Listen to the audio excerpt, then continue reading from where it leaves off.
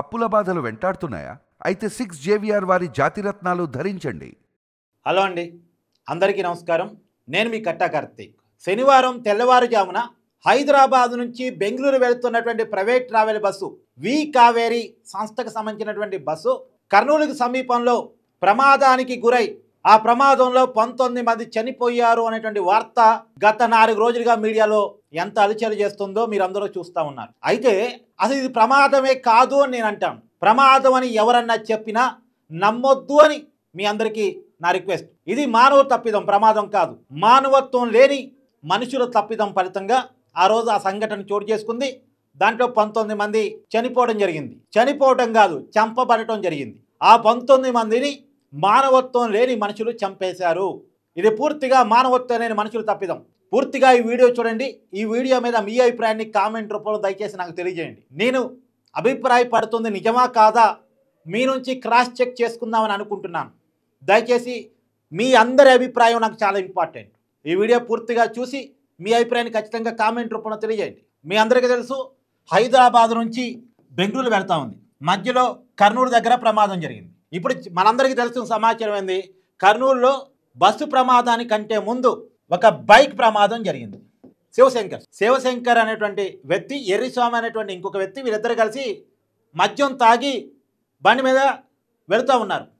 వాళ్ళు petrol బంక్లో petrol కొట్టించుకునేటువంటి visual కూడా CC camera footage బయటకు వచ్చింది. ఆ టైంకే ఫుల్గా తాగి ఉన్నారు.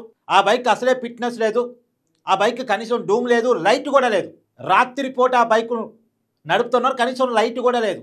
అలాంటి బండిని వేసుకుని నైట్ పూట మద్యం తాగి తిరుగుతూ ఉన్నారు, డ్రంక్ అండ్ డ్రైవ్ చేస్తూ ఉన్నారు. ఆ క్రమంలో ప్రమాదం జరిగింది. ప్రమాదం జరిగిన వెంటనే అంటే హైవే మీద ఉన్నటువంటి డివైడర్ను గుద్దుకొని అక్కడికక్కడే బైక్ను తోలుతున్నటువంటి ఆ శివశంకర్ అనేటువంటి వ్యక్తి చనిపోవడం జరిగింది. ఎరిస్వామి మాత్రం గాయాలతో బయటపడ్డాడు. అప్పుడు ఏం చేయాలి? ఆ ఎరిస్వామి అనేవాడు ఏం చేయాలి? చనిపోయింది తన మిత్రుడే కాబట్టి వెంటనే రోడ్డు మీద వెళుతున్న వాళ్ళని ఆపి ఈ ప్రమాదం జరిగినటువంటి విషయాన్ని వివరించి వాళ్ళ సహాయం తీసుకోవాలి. వాళ్ళ ద్వారా పోలీసులకు సమాచారం ఇప్పించాలి. లేదు తనకు కొద్దిగా నాలెడ్జ్ ఉన్నా సరే 100 ఫోన్ చేస్తే పోలీసులకు కనెక్ట్ అయిపోతే జరిగిన విషయాన్ని చెప్పొచ్చు. రోడ్డు సరే తనకి ఆ నాలెడ్జ్ లేదనుకోండి, 100 కాల్ చేయాలని, పోలీసులకు సమాచారం ఇవ్వాలని కనీసం ఇంగిత జ్ఞానం కూడా లేదనుకోండి, ప్రమాదం జరగని ఏం చేయాలి?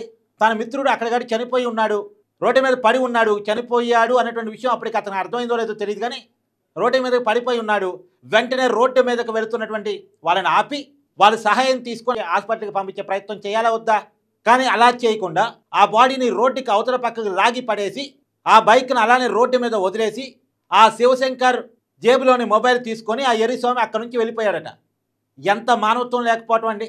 రోడ్డు మీద బైక్ను వదిలేసి, రోడ్డు పక్కన బాడీని వదిలేసి, బాడీ దగ్గర ఉన్నటువంటి మొబైల్ని కలెక్ట్ చేసుకొని తన మానం తను వెళ్ళిపోయాడట ఎర్రిస్వామి అనేటువంటి వ్యక్తి.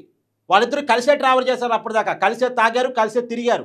ప్రమాదం జరగగానే తన స్నేహితుడిని రోడ్డు మీదే అలాంటి దారుణమైన పరిస్థితిలో వదిలేసి వెళ్ళిపోయాడు. ఫస్ట్ మానవత్వం లేని మొదటి స్టెప్ అది జరిగింది. మొదటి స్టెప్ అది. నిజానికి అతనే కనుక కొద్దిగా అవేర్నెస్గా ఉండి అక్కడ ఎవరి సహాయం అన్న తీసుకొని ఆ బాడీని హాస్పిటల్కి చేర్పించేసి ఆ బైక్ని కనుక రోడ్డు పక్కకి తీసి ఉండుంటే ఇవాళ ఈ బస్సు ప్రమాదం జరిగి ఉండేది కాదు. తర్వాత ఇప్పుడు పోలీసులు చెప్తున్న దాని ప్రకారం రెండో పాయింట్ చాలా క్లియర్గా వినండి. 19 వెహికల్స్ ఆ బైక్ను చూశాయంట. కొంతమంది అయితే రోడ్డు పక్కనే ఉన్నటువంటి ఆ బాడీని కూడా చూశాయట. ఇంకొంతమంది అయితే ఒక వ్యక్తి ఒక బాడీని రోడ్డు పక్కకి జరపడం కూడా చూశారట. అంటే ఎర్రిస్వామి శివశంకర్ని రోడ్డు మీద నుంచి రోడ్డు పక్కకి బాడీని లాక్కెళ్ళడం కూడా చూశారట. కానీ ఎవరూ ఆపకుండా తమకేమీ పట్టినట్టు వెళ్ళిపోయారు. బైక్ రోడ్డు మీద పడి ఉంది, బాడీ రోడ్డు పక్కన పడి ఉంది. కొంతమంది అయితే అసలు బాడీని రోడ్డు పక్కన లాగేది కూడా చూశారు. కానీ అయినా సరే తమ మానాన్ని తాము వెళ్ళిపోయారు. ఆ బాడీని తొక్కించకుండా, బైక్ను దొక్కించకుండా జాగ్రత్తగా తమ మానాన్ని తాను వెళ్ళిపోయారు. దాదాపు 19 వెహికల్స్ పోయాయట. 19 వెహికల్స్ అలా వెళ్ళిపోయాయట. కనీసం వీళ్ళలో ఎవరికైనా మానవత్వం ఉండద్దు?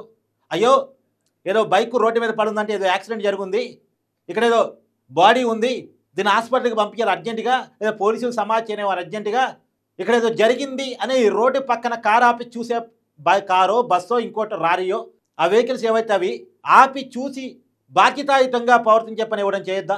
ఎవడు చేయలా. తమ మానం తాము వెళ్ళిపోయారు. తమకేమీ పట్టినట్టు, తమకేమీ బాధ్యత కాదన్నట్టు, రోడ్డు మీద పడి ఉన్నటువంటి శవం తమది కాదు కదా, తమ వాళ్ళది కాదు కదా అన్నట్టు బాధ్యత లేకుండా వెళ్ళిపోయారు. కనీసం ఆ బైక్ని రోడ్డు పక్కకి లాగే ప్రయత్నం కూడా ఎవరు చేయలే.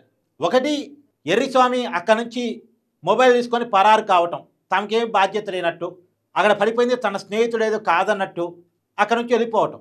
2, రోడ్డు మీద వెళుతున్న వాళ్ళు చూసి కూడా కనీసం స్పందించకపోవటం, బాధ్యత లేకుండా ప్రవర్తించడం. 3, ఇప్పుడు ఆ 19 వెహికల్స్ కనీసం బాధ్యత లేకుండా వాళ్ళు వెళ్ళిపోయారు. ఈ వి కావేరీ ట్రావెల్ బస్సు కళ్ళు దొబ్బేయా మరి ఏమైందో తెలీదు, ఆ బైకు అతనికి కనపడలేదట, ఆ బైక్ను తొక్కించేదట. తొక్కించిన తర్వాత అయినా అర్థమయ్యి ఉండాలిగా, వెంటనే బస్సు ఆపాలిగా. బైక్ మీదకి బస్సు ఎక్కగానే అప్పటికైనా అర్థమైంది కదా, వెంటనే బస్సును ఆపాలి కదా. నేను బైక్ మీదకి ఎక్కిచ్చాను నా బస్సుని అని చెప్పేసి అర్థమై ఉంటుంది కదా, వెంటనే బస్సుని ఆపాలి కదా. ముందు సడన్ బ్రేక్ వేయలేకపోయాడు ఓకే, కానీ ఎక్కిన తర్వాత అయినా బైక్ మీదకి బస్సు ఎక్కిన తర్వాత అయినా సరే బ్రేక్ వేసే ప్రయత్నం చేయాలి కదా. అదే స్పీడ్లో కంటిన్యూ చేసుకుంటూ వెళ్ళిపోతే మినిమం తెలియదా బైక్ని ఈడ్చుకుంటూ బస్సు వెళ్ళేది. దానివల్ల మంటలు వస్తాయన్నటువంటి విషయం ఏ డ్రైవర్కైనా, డ్రైవింగ్ ఫీల్డ్లో అనుభవం ఉన్న ఎవరికైనా తెలిసింది కదా. అంటే అక్కడ కూడా డ్రైవర్ బాధ్యత లేకుండా ప్రవర్తించాడు. మంటలు వచ్చిన తర్వాత కూడా ఏదో తన బాటిల్లో ఉన్న నీరు పోసి ఆర్పే ప్రయత్నం చేయటమో, లేదో ఇంకేదో పిల్ల చేస్తాడు చేశాడే తప్ప మొత్తం ప్రయాణికుల్ని అవేర్నెస్ చేసుకొచ్చి వాళ్ళందరినీ కూడా బస్సు నుంచి దింపడానికి ఏం చేయాలి అనేటువంటి ప్రయత్నం అతను చేయలేదు. చేసి ఉండుంటే ప్రయాణికులు అందరూ కూడా సురక్షితంగా బతికుండేవాళ్ళు. ఇది 3వ తప్పిదం, అంటే ఆ డ్రైవర్ నిర్లక్ష్యం. 1, ప్రమాదానికి గురైనటువంటి సమయంలో, బైక్ ప్రమాదానికి గురైనటువంటి సమయంలో అక్కడ ఎర్రిస్వామి అనేవాడు బాధ్యత లేకుండా ప్రవర్తించడం.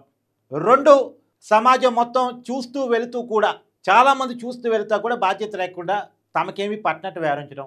3, బస్సు డ్రైవర్ నిర్లక్ష్యం. బస్సు డ్రైవర్ నిర్లక్ష్యం గురించి ఇంకా ఎంత చెప్పుకుంటే అంత వేస్ట్, ఎందుకంటే చాలాసార్లు ఇప్పటికే చెప్పుకుని ఉన్నాం బస్సు డ్రైవర్ నిర్లక్ష్యం. 4, తక్కువకు వస్తున్నాడని కారణం చేతనం, లేదు మనం చెప్పినట్టు చేస్తాడని కారణం చేతనం మినిమం క్వాలిఫికేషన్ చెకింగ్ చేసుకోకుండా అతనికి కనీసం ట్రైనింగ్ కూడా ఇవ్వకుండా అతనికి ఉద్యోగం ఇచ్చింది సంస్థ.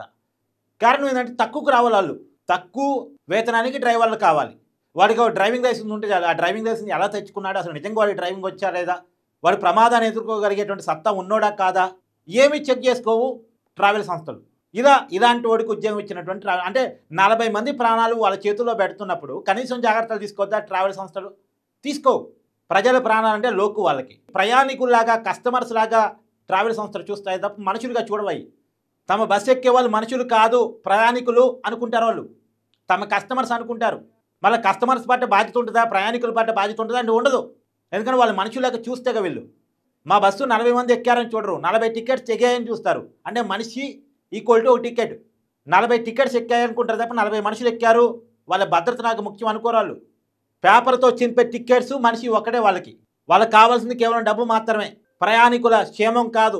ప్రయాణికుల క్షేమాన్ని కనుక ఆలోచిస్తే ఇలాంటి డ్రైవర్కి ఉద్యోగం ఎవరు? ఒకళ్ళు ఉద్యోగం ఇచ్చిన ప్రమాదాన్ని ఎలా ఎదుర్కోవాలనేటువంటి ట్రైనింగ్ ఇస్తారు, కనీసం అగ్నిమాపక పరికరాలు బస్సులో పెడతారు. ఏమీ కూడా ఇక్కడ లేవు. తర్వాత 5, ఇప్పుడు రవాణా శాఖ అధికారులు కనీసం చెక్కింగ్లో ఉండవు, డబ్బులు కమ్మిడిపోతారు చాలామంది. అంటే అందరూ నేను అన్నను, కానీ చాలామంది డ్రైవింగ్ లైసెన్స్ ఎట్టిచ్చారు ఆ డ్రైవర్కి, ఆ బస్సు డ్రైవర్కి 10వ తరగతి తప్పుడు సర్టిఫికేట్ పెట్టి సంపాదించారట. తప్పుడు సర్టిఫికేట్ని కనుక్కునే పరిస్థితిలో రవాణా శాఖ అధికారులు ఉన్నారా? అతను బస్సు నడపడం వచ్చా, బస్సు ఏదైనా ప్రమాదానికి గురైతే దాన్ని ఎలా హ్యాండిల్ చేస్తాడు అనేటువంటి మినిమం కామన్ సెన్స్ అతనికి ఉందా లేదా కూడా చెక్ చేసుకోకుండా డ్రైవింగ్ లైసెన్స్ ఎలా ఇస్తాడు?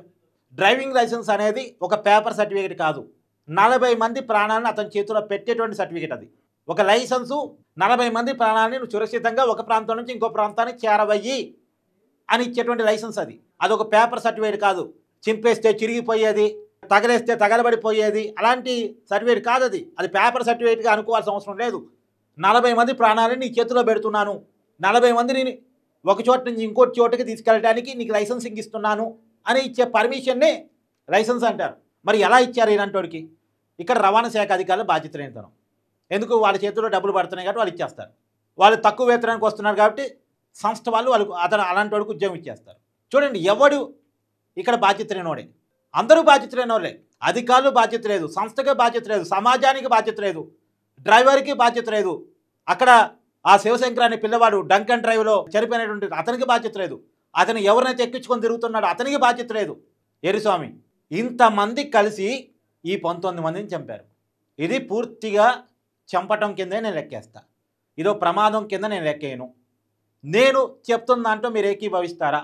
ఇది ప్రమాదం అని మీరు భావిస్తున్నారా? లేదు కావాలని మానవత్వం లేని మనుషులు చేసినటువంటి తప్పిదాల ఫలితంగా జరిగినటువంటి పొరపాటుగా మీరు అనుకుంటున్నారా? కామెంట్ రూపంలో తెలియజేయండి. Thank you.